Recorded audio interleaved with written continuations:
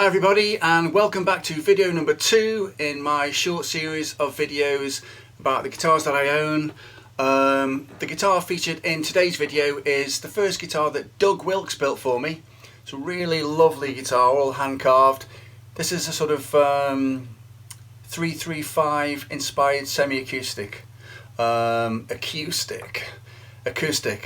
I can't remember how many years ago Doug made this for me. It's probably about got to be 15 or 16 years, something like that. Anyway, I've done a little bit of playing over a backing track that I whipped up a couple of days ago. I actually quite like the backing track. So let's hear me playing over the backing track and then we'll talk about the guitar.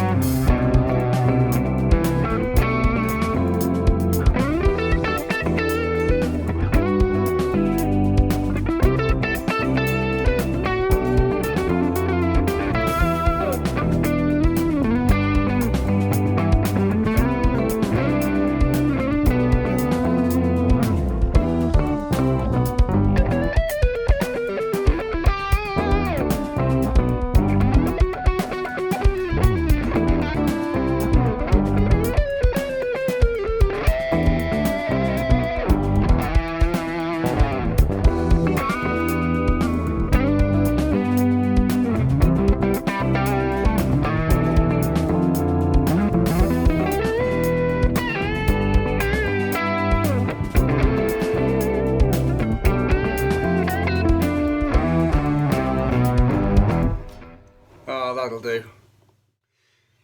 Okay guys, here we are. It's actually the day after I did the little guitar solo. You may notice I'm kind of dressed probably a little bit neater. I was wearing that hoodie thing yesterday. Didn't I think it looked a bit scruffy, I thought. Anyway, so it's Monday, it's the day after I did the little bit of playing.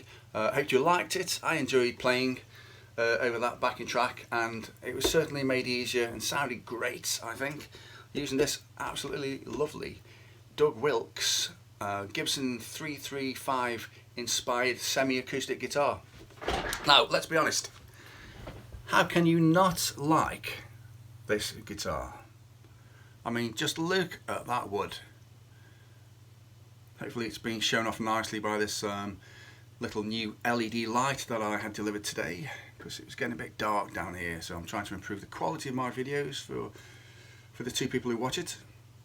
Look at that, Canadian maple, tiger striped. I've no idea what A grading this would be, but the top of the guitar would have been one piece cut in half and folded out, so you have this sort of symmetry. I don't know if symmetry is the right word, but so that the grain actually sort of follows across. Same with the back. As you can see, it's two pieces split in half and folded over. I mean, look at that. Imagine that, that's the back of the guitar. I mean, that is worthy of the front of a guitar. Lots of guitars, even expensive ones, have very bland backs because it's just a waste of wood. But Doug shared no expense, and he passed the cost on to me for having the pleasure of having such a beautiful back of the guitar. I was so lucky. But very appreciative, Doug. I'm not complaining, don't think I'm moaning. Who doesn't want a beautiful looking back of the guitar? I know I do. So that's Canadian maple, and also I'll try and hold it upright. You can see the guitar itself is actually it's carved wood. As you can see, there's a bit of a, it kind of starts up here, then it kind of goes down. If you looked at the guitar and if you're actually holding it, you could be able to tell that the sort of there's a contour. The guitar is very sort of, it's not flat. But it's not wood bent over like plywood kind of stuff you get with some guitars. It's actually carved by hand. So the top of the wood, the top would have been probably about so thick, and then Doug would slowly sort of carve it and sort of do what he does, and then uses a sort of wood scraper eventually, and then sands it down. So you get this sort of contour front and back. You can't see it so much on the back. Now this guitar isn't actually as contoured as some guitars, some semi-acoustic guitars that he's produced since he did this for me. And he made this guitar for me shockingly about 20 years ago. I'm sure it's 20 years ago. So it's beautifully carved. As you can see, you have the standard sort of 5-ply edging, white, black, white. Front and back, no cost issues with Doug. Look at that. So the guitar itself is, the structure of the guitar is, the front and the back are Canadian maple, beautiful wood. But the main part in the middle, where it's all held together, is Canadian rock maple. So it's stronger, I think it's more dense. I think it's more dense wood. Anyway, it's stronger maple. So you've got that down the middle. So everything here is sort of bolted onto that. But obviously that holds the guitar together. The edge of the guitar, if you were to take the front off, it's like sort of, about 5 or 6 or 7 mil thick sort of piece of wood. That's the shape of the guitar. Kind of like, if the front wasn't on it, it would look like one of those Yamaha sort of invisible acoustics. I think they're called invisible acoustics. Kind of look like just made out of twigs. I'm sure some people will know what I'm trying to say. So you have that there. Block of rock maple. The neck itself is Canadian rock maple, and as you can see, the light, yeah, there you go. You can see it's one piece of wood split into two, and then one piece of wood split into two, and then it's kind of like inverted or reversed. So basically, it makes the neck more stable apparently. So basically, as wood is kind of like it's always kind of like trying to move with the moisture and various other things in the atmosphere. When one side of the neck is trying to go this way, the other side sort of says, "Whoa, what are you doing? Come back." So it sort of like balances it up and keeps it sort of neutrally sort of stable-ish. But I've never had, that's a technique that Doug is used by luthiers quite commonly. I've never had any issues with the neck. It's always, in fact, I think I've only ever had Doug. I think I've probably had about 3 or 4 or 5 little maintenance sessions with Doug over the last 20 years. So that's pretty good. That's normally just a bit of fret dress, which helps keep the guitar in tune and the intonation right. So the neck is rock maple. The fretboard, which is absolutely superb, and I absolutely love it. It's African ebony. It's absolutely beautiful. It's kind of like, it's smooth. It's almost like marble. Fantastic to the touch. It's very smooth. Dots, not plastic, not with Doug. They're not even abalone. Abalone, sorry. They're actually mother of pearl. And then on the top, I thought it was a veneer, but it's not. It's actually, apparently Doug says it's too thick to be veneer. It's about 4 mil thick of African ebony. On the back, shallow sort of standard tuners. I normally like locking tuners myself, but on a guitar like this, you've got to try and keep it looking as sort of original to the Gibson as possible. Okay, I really love that sort of Bigsby style sort of tremolo, so you get that sort of little shimmer, so it's not too sort of, you can't do the sort of Alan Murphy whammy bar sort of technique stuff with this. Gentle sort of shimmer. Don't know what the makers. I don't think Doug does either. But the tremolo actually came as a one-piece unit with the bridge, and the bridge is kind of quite clever. Obviously, it's a 2-point pivot bridge, and it kind of like it rocks sort of like that, depending on sort of how you've got the whammy. So you kind of, as you pull back, the bridge just rocks back slightly as you go forward with the whammy. It just kind of rocks slightly that way. So the string's never really sort of moving over the metal.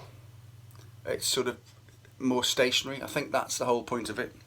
It's an odd looking kind of bridge. It's almost like it's the sort of the saddle bits, whatever you call them. They're kind of like, I don't know if the guitar will pick it up, like tubular sort of screw kind of finishes to the top. But it seems to work. As in, there's not like one slot where you can put the string. You can kind of place the string in any one of the sort of what do you call it? The thread, sort of threads on the cylinder. But it works. I've been playing this guitar for probably about on and off 2 or 3, 4 days. I did the backing track on this guitar. I've done a bit of soloing obviously for about an hour and a half yesterday, trying to get a sort of a semi-decent, good enough take. And I think I've tuned it about twice, so either I'm sort of going deaf as I get older and I just haven't noticed I'm out of tune. I probably am, but it sounds okay to me. So, you know, it's pretty reliable. Obviously you've got the bone nut. Bone nuts are fantastic. All you need is a little bit of graphite in there. Just keep the nut well maintained, a bit of graphite. You can't go wrong. Pickup wise, this is a Gibson sort of standard 59 humbucker. I know that for a fact. And also this is I'm pretty sure that the manufacturer of the Jazz pickup humbucker is Seymour Duncan. Not Gibson, Seymour Duncan. Because the reason why I remember that is because after Doug made me this, he made me the sort of deluxe Telecaster, where I had a Jeff Beck and a Jazz, and I'm pretty sure I got on the other guitar the Jeff Beck and the Jazz from Seymour Duncan, and I liked the well, no, I had this guitar before that, so I must have put the Jazz in the Telecaster because I like this one. Pardon me. Anyway, I'm blabbing on. Seymour Duncan Jazz, pretty lowish output pickups, I think. Not too hot, probably about 6k ohm wise. I might just put the details down here when I do the little sort of prepare the video, if anybody's interested. Otherwise, this is an absolutely fantastic guitar. I would safely say that if Doug was asked about this guitar, he would say that he's incredibly proud of it. I know that every time I take it up, just for a bit of a service or something, his sort of eyes light up. Either that or he's sort of having a sort of panic attack or something about something else, but I think he absolutely loves this guitar. And I can't blame him. It's a beauty. Okay, that's video number 2 pretty much successfully finished. I've had a great time doing video number 2. I really enjoyed whipping together the backing track. I kind of really liked how that came out by accident. I enjoyed playing over it. Got a few nice little melodic bits in there, which makes me think I could probably make a sort of full-length instrumental track out of that idea, so that's great. And it'll give me a chance to play this, you know, beautiful guitar a little bit more as well. So next video number 3, I'm going to try and step away from Doug a little bit because the first 2 videos have featured his guitars. So I'm probably going to go down the route of either a rocky sort of pointy headstock sort of Charvel Jackson or another Ibanez, maybe even an acoustic, I don't know. But I'm sure whatever I do will be great fun for me, and hopefully you guys will enjoy watching it as well. So I'm going to try and get that done in the next several days, and I look forward to hopefully seeing you then, maybe in about a week or so, for video number 3 in my exciting little About My Guitars kind of video series. So you guys take care, and see you very soon for video number 3.